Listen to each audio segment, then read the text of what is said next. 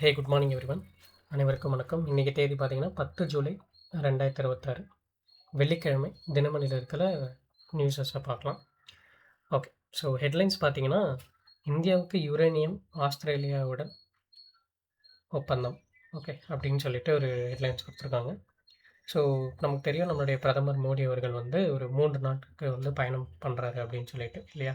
கடைசி இந்த வாரம் ஸ்டார்டிங்கில் இருந்து ஒரு 3 நாடுகள் இந்தோனேஷியா, ஆஸ்திரேலியா, நியூசிலாந்து. ஸோ இந்தோனேஷியாவில் எல்லாம் முடிச்சுட்டு நெக்ஸ்ட்டு ஆஸ்திரேலியா போயிருக்காரு. ஸோ ஆஸ்திரேலியாவில் அவருக்கு ஒரு பயங்கர வரவேற்பு. ஓகே.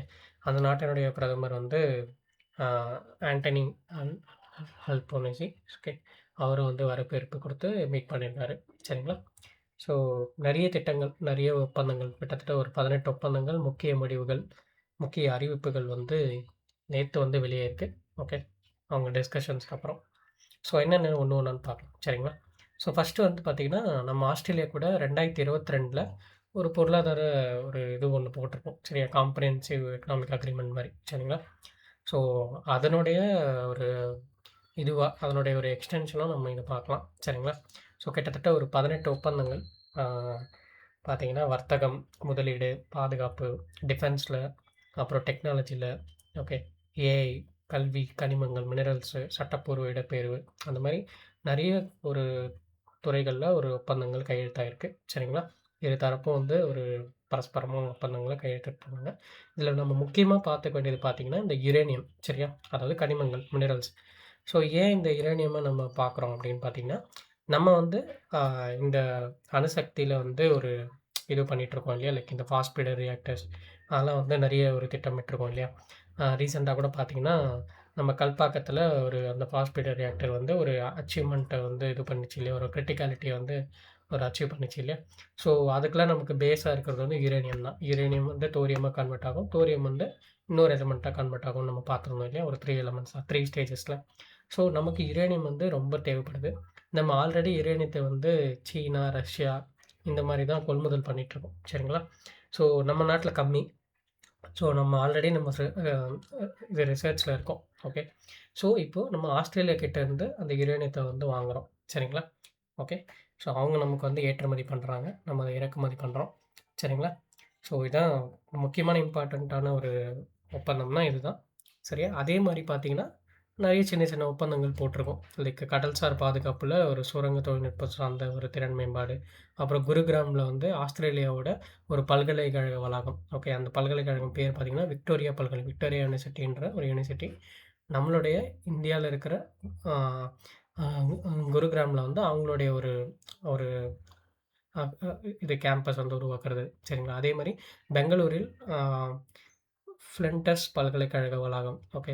அதே மாரி பெங்களூர்ல ஃப்ளின்டஸ் அப்படின்ற ஒரு யுனிவர்சிட்டியோட ஒரு கேம்பஸு. அப்புறம் ஸ்டார்ட் அப்பு, டெக்னாலஜி எல்லாம் சேர்த்து ஒரு ஒப்பந்தங்கள் வந்து கையெழுத்தாயிருக்கு. சரிங்களா? ஸோ அடுத்து பார்த்தீங்கன்னா, ஒரு இம்பார்ட்டன்ட்டான ஒரு நியூஸ் என்னன்னா, இந்தியாவுக்கு திரும்பும் தமிழக பழங்கால சிலைகள் அப்படின்னு ஒண்ணு குடுத்துருக்காங்க. ஸோ ஒண்ணும் இல்ல. அதாவது நம்ம தமிழ்நாட்டில இருந்து கடத்தப்பட்ட கிட்டத்தட்ட 2016ஆம் ஆண்டு, 15ஆம் ஆண்டு கடத்தப்பட்ட சிலைகள் வந்து ஆஸ்திரேலியால இருக்குன்னு சொல்லிட்டு நமக்கு ஒரு நியூஸ் கிடைச்சு, நம்ம ஆல்ரெடி அத ட்ரை பண்ணிட்டு இருக்கோம். சரியா? அந்த சிலைகள்லாம் மீட்டு கொண்டு வரணும் அப்படின்னு சொல்லிட்டு. பட் நம்ம இதுக்கப்புறம் இவ்வளோ நாள் கழிச்சு நெறைய அந்த கிளியரன்ஸ்லாம் ஆகி, மோடி அவர்கள் மூலியமா வந்து நமக்கு அந்த சிலைகள் வந்து திரும்ப கிடைக்குது. சரிங்களா? கிட்டத்தட்ட ஒரு 3 சிலைகள். ஃபர்ஸ்ட்டு பார்த்தீங்கன்னா, ஆ 11ஆம் நூற்றாண்டைச் சேர்ந்த ஒரு நந்தி சிலை. சரியா? பழங்கற்கால நந்தி சிலை. அப்புறம் திரிசூலத்துடன் கூடிய ஒரு பத்ரகாளி சிலை. அதுவும் 11ஆம் நூற்றாண்டு தான். அப்புறம் பார்த்தீங்கன்னா, சண்முகர் சிலை. அதாவது ஒரு முருகர் சிலை 12ஆம் நூற்றாண்ட சேர்ந்தது. சரிங்களா? ஸோ இதெல்லாம் ஜஸ்ட் கம்ப்ளீட்டா நோட் பண்ணிக்கோங்க. சரிங்களா? ஸோ நமக்கு இன்டெப்த்தா நமக்கு டிஎன்பிஎஸ்சில இன்டெப்த்தா கேட்க வாய்ப்பில்ல. பட் நம்ம ஒரு முக்கியமான ஒரு ஒரு விசிட்ன்றதுனால நம்ம படிச்சுக்கிறோம். சரிங்களா? பட் நீங்க சென்ட்ரல் கவர்ன்மென்ட் எக்ஸாம்ஸ் நீங்க படிக்கிறீங்க அப்படின்னா, each and every point is important for current affairs. Okay. சரி, ஓகே. அடுத்து வந்தோம்னா, ஸ்ட்ரெய்ட்டா நியூஸஸ்குள்ள போயிடலாம் அடுத்து. ஓகே. இங்க பார்த்தீங்கன்னா, ஆ தமிழ்நாட்டின் மின் கட்டமைப்பை உலக தரத்துக்கு உயர்த்தும் நோக்கில் தமிழ்நாடு மின் வாரியம் மற்றும் அ அ சென்னையோட இன்ஃபர்மேஷன் டெக்னாலஜி இருக்கு இல்லையா? இந்த ஐஐடி கேம்பஸ். ஸோ அதோட வந்து நம்ம ஒரு புரிந்துணர்வு ஒப்பந்தம். அதாவது மெமரண்ட் ஆஃப் அண்டர்ஸ்டாண்டிங் சொல்லுவோம். அது வந்து சைன் ஆயிருக்கு. சரிங்களா? ஸோ நம்ம நேத்து பார்த்திருந்தோம். ஒரு ஆர்டிபி ஓகே. அத வந்து இம்ப்ளிமெண்ட் பண்ண போறாங்க. Elimination program RTB sorry. Repetitive tripping elimination program. இப்போ அடுத்த நியூஸா வந்து பார்த்தீங்கன்னா, ஐஐடி கூட ஒரு ஒப்பந்தம் போட்டிருக்காங்க. என்ன அப்டின்னா, அந்த காம்போனன்ட்ஸ்லாம் இருக்கு இல்லையா? மின்துறையில நவீன தொழில்நுட்பங்கள மேம்படுத்துவதற்காக. ஓகே. இது இப்போ ரிலேஸ்லாம் இருக்கும். ரிலேஸ்லாம் இப்போ ரீசென்ட் ரிலேஸ்லாம் என்ன வந்திருக்கு? அப்டேட்டட் ரிலேஸ் அதெல்லாம் சிங்க் பண்ணி, அதெல்லாம் இம்ப்ளிமெண்ட் பண்ண ட்ரை பண்ணுவாங்க. ஸோ அதுதான். ஏஐ இம்ப்ளிமெண்ட் பண்றது. எப்படி ஏஐல ஸ்மார்ட் மீட்டர்ல ஏஐ வச்சு எப்படி இம்ப்ளிமெண்ட் பண்ணலாம். ஸோ இந்த மாரி நெறைய ஒரு அப்டேட்டட் டெக்னாலஜிஸ இம்ப்ளிமெண்ட் பண்றதுக்காக ஒரு எம்ஓயு வந்து சைன் ஆயிருக்கு. சரிங்களா? ஜஸ்ட் தெரிஞ்சுக்கிறோம். ஓகே. அடுத்து வந்தோம்னா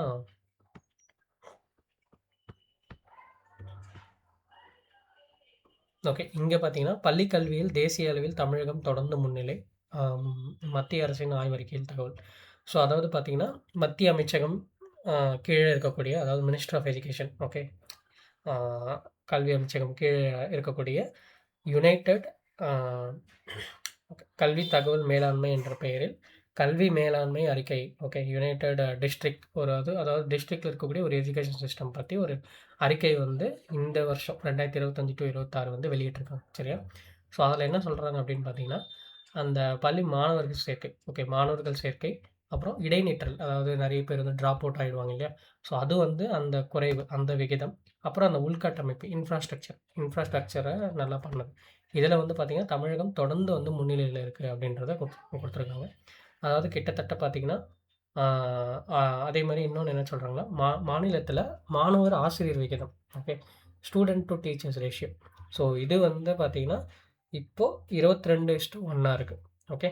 இது வந்து தேசிய சராசரி. அதாவது தேசிய சராசரி நேஷனல் ஆவரேஜ் வந்து 24:1 அதாவது 24 மாணவர்களுக்கு ஒரு ஆசிரியர் அப்படின்ற மாரி அந்த தேசிய சராசரிய வந்து ஆ இது பண்ணிட்டு 22 மாணவர்களுக்கு ஒரு இது ஓகே 22:1 அப்படின்ற இதுவுல நம்ம தமிழகம் இருக்கு அப்படின்றத சொல்றாங்க.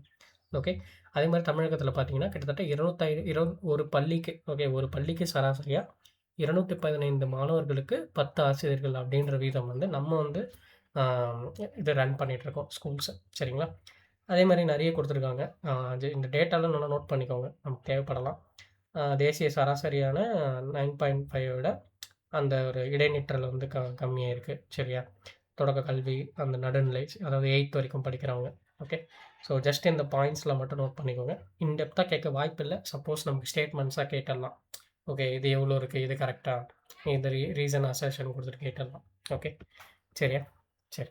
அடுத்து வந்தோம்னா, இன்னைக்கு ஆர்டிக்கல் பெருசா இல்ல. அந்த WhatsApp யூசர் நேம் இஷ்யூ இருந்தது இல்லையா? அத பத்தி ஒரு குடுத்துருக்காங்க. அதாவது என்ன சொல்றாங்கன்னா, நம்மளுடைய ஒரு பேசிக் ரைட்ஸே வந்து இந்த மாரி சோசியல் மீடியா வந்து டிஸ்டர்ப் பண்ணுது அப்படின்னும்போது, அதுக்கு தடை விதிக்கிறதுல தப்பில்ல அப்படின்றத சொல்றாங்க. ஓகே. ஒரு சேயிங் இருக்கும் இல்லையா? எந்த ஒரு டெக்னாலஜியும் மனுஷனுடைய ஒரு பேசிக் ரைட்ஸையோ மீறுது அப்படின்னும்போது, நமக்கு அது தேவையில்ல அப்படின்றது தான் இங்க இங்க சொல்ல வராங்க. சரியா? கடிவாளம் தேவை அப்படின்னு சொல்லிட்டு. ஓகே. சரி. அடுத்து வந்தோம்னா